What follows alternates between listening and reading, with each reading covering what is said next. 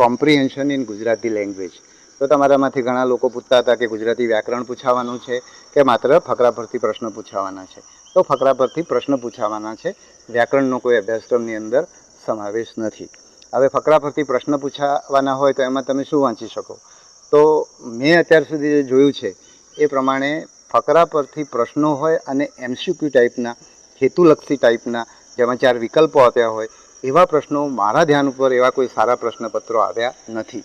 તમારો અભ્યાસક્રમ જ્યારે ઘડવાનું સરકાર લેવલે ચાલી રહ્યું હતું ત્યારે હું આનો અભ્યાસ કરતો હતો, તો મને એવા કોઈ પ્રશ્નો, એવા કોઈ કોમ્પ્રિહેન્શનને એવામાં યોગ્ય કહેવાય એવા પ્રશ્નો એવા પ્રશ્નો કે એવું સાહિત્ય મારા ધ્યાન પર આવ્યું નથી.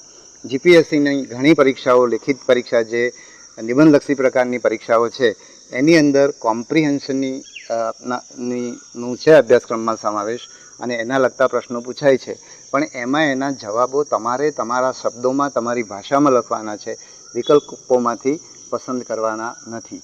એટલે આમાં તમને તમારી રીતે કંઈક સાહિત્ય તમારે શોધવું પડશે.